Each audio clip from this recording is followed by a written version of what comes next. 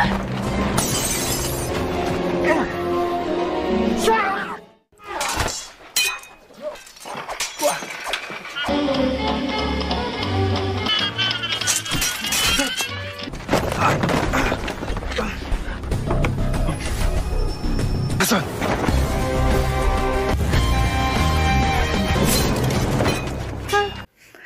guys, balik lagi di channel review film bagus. Kali ini aku akan melanjutkan perjalanan Yeon di masa lalu.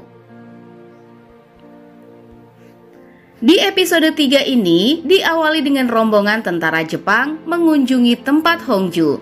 Sang komandan menyiksa salah satu pelayan karena tidak mau melayaninya.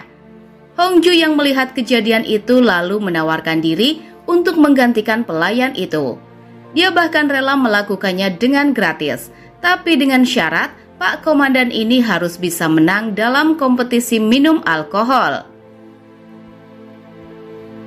Pak Komandan menerima tantangan Hongju, tapi dia membuat aturan di mana Hongju akan bertanding minum melawan anak buahnya, dan jika Hongju kalah, maka Hongju harus melayaninya, dan dia juga akan memotong tangan pelayan wanita tadi. Walaupun Hongju harus melawan para tentara Jepang itu sendirian, namun satu persatu dari mereka pun akhirnya tumbang, dan Hongju pun menjadi pemenang kompetisi. Komandan yang kesal karena kalah taruhan lalu memukul pelayan wanita, dan kemudian dia meninggalkan tempat tersebut. Hongju yang tidak terima dengan tindakan komandan itu mulai merencanakan sesuatu. Dia menyusul pria itu, dan ketika di tempat sepi, Hongju pun lalu membunuhnya.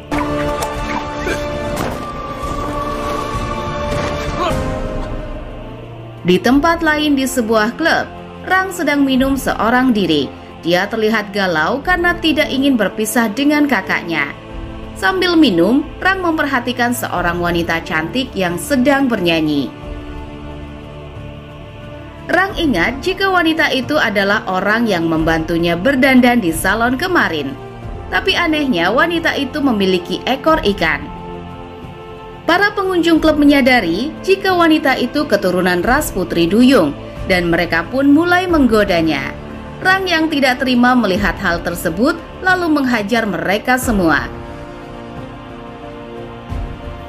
Wanita yang diketahui bernama Yohi menyusul Rang.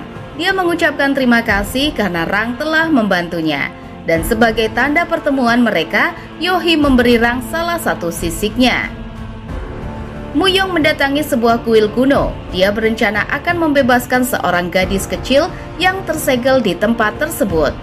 Penjaga gerbang kuil memperingatkan Muyong untuk tidak melakukan hal tersebut, dikarenakan yang tersegel itu akan membawa kehancuran dunia jika dibebaskan.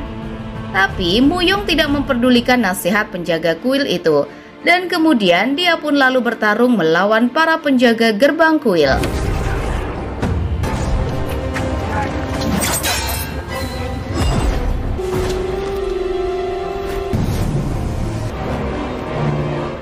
Setelah mengalahkan para penjaga kuil, Muyong membawa seorang gadis. Gadis ini dijuluki Saitani, makhluk yang selama ini tersegel di dalam kuil kuno. Siapapun yang menatap matanya, maka orang itu akan menjadi buta. Muyong melepaskan penutup mata Saitani, kemudian dia menyuruh gadis itu mendatangi Yeon. Saitani menuruti perkataan Muyong karena kebetulan gadis itu juga memiliki dendam dengan Yeon. Ketika sedang tidur, Yeon seperti mengalami mimpi buruk, dan ketika dia terbangun, tiba-tiba dia dikagetkan dengan kemunculan gadis kecil di depannya. Yeon segera bangkit dari tempat tidurnya, namun gadis itu telah hilang dengan misterius. Keesokan paginya, ketika Yeon bertemu Hongju, tiba-tiba dia merasa ada yang salah dengan penglihatannya. Yeon merasa jika keadaan di sekitar tiba-tiba menjadi gelap.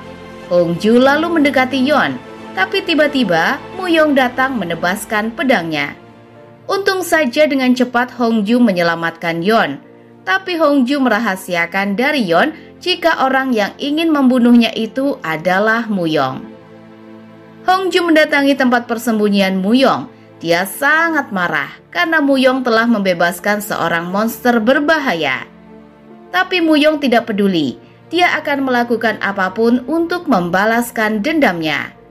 Muyong juga meminta Hongju untuk meninggalkan Yeon dan menjadi kekasihnya. Untuk sementara, Sinju menutup mata Yeon dengan kain. Dia akan melakukan pengusiran setan untuk menyembuhkan mata tuanya tersebut. Kemudian Hongju mendekati Yeon. Di sini dia kembali mengutarakan cintanya. Namun lagi-lagi Yeon tetap menolak karena manusia rubah tidak akan pernah mengkhianati pasangannya. Hal itu membuat Hongju marah. Dia menyebarkan berita kepada seluruh iblis di kota Gyeongsong jika saat ini Yeon telah buta. Malam harinya, ketika Yeon mencari air untuk minum, seorang pria datang menghampirinya. Pria itu mengaku sebagai pelayan yang bertugas mencari kayu bakar. Namun Yeon tahu jika dia berbohong. Dia tahu jika pria itu berencana untuk membunuhnya. Yeon yang dalam keadaan buta lalu bertarung dengan para pembunuh itu. Walaupun dia buta, tapi Yeon bisa mengatasi mereka semua. Hongju yang memperhatikan dari jauh lalu menyalakan musik untuk mengganggu pendengaran Yeon. Tapi sebelumnya, Yeon telah diajari Rang mengenali daerah di sana. Yeon kemudian mematikan lampu, lalu kemudian menghabisi mereka semua.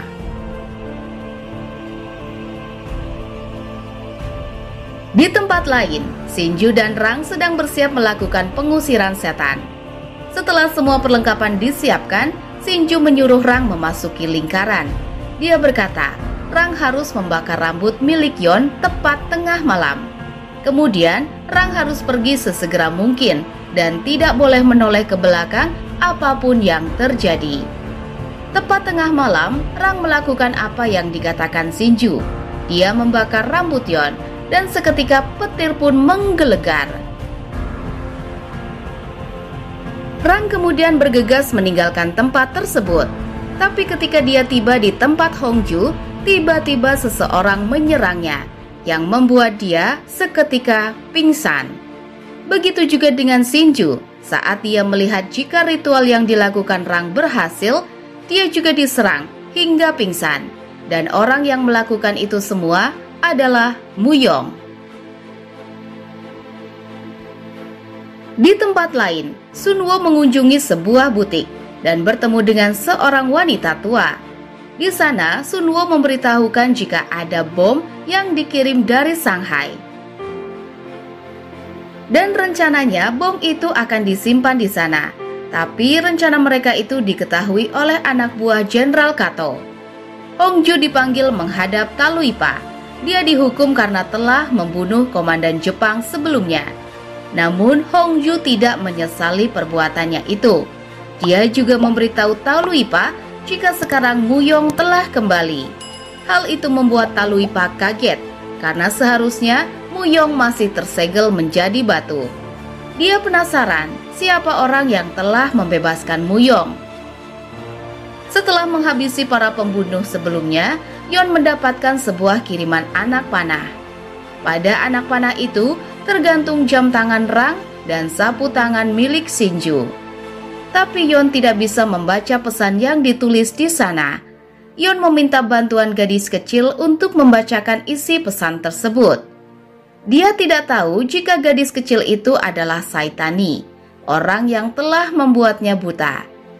Saitani membacakan pesan yang ditulis itu, di mana saat ini Rang dan Sinju sedang dalam bahaya.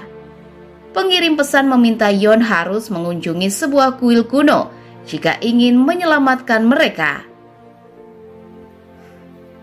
Yeon kemudian meminta gadis kecil itu mengantarnya ke kuil kuno tersebut.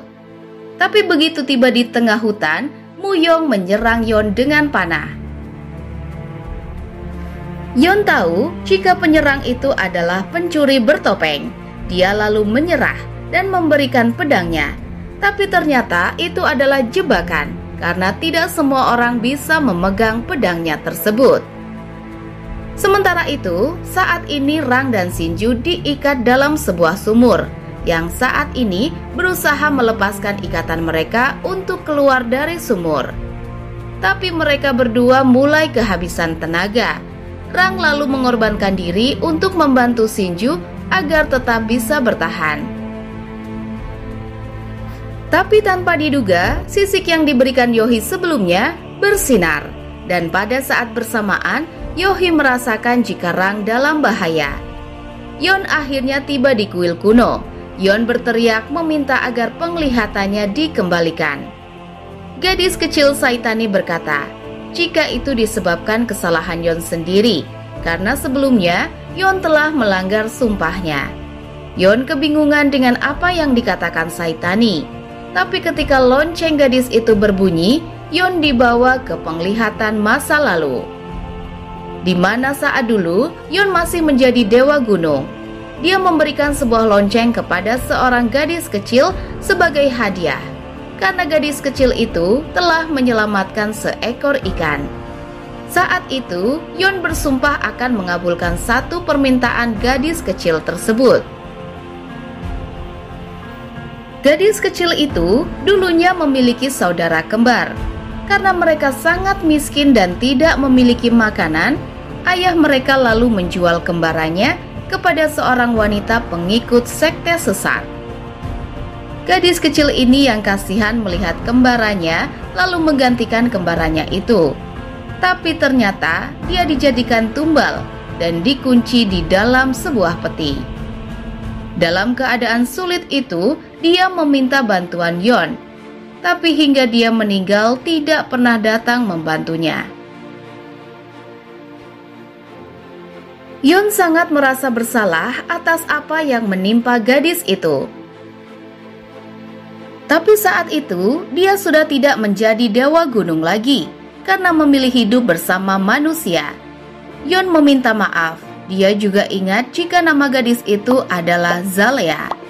Setelah mengatakan permintaan maafnya, dan Yon juga mengingat nama gadis kecil itu, secara ajaib penglihatan Yon kembali pulih.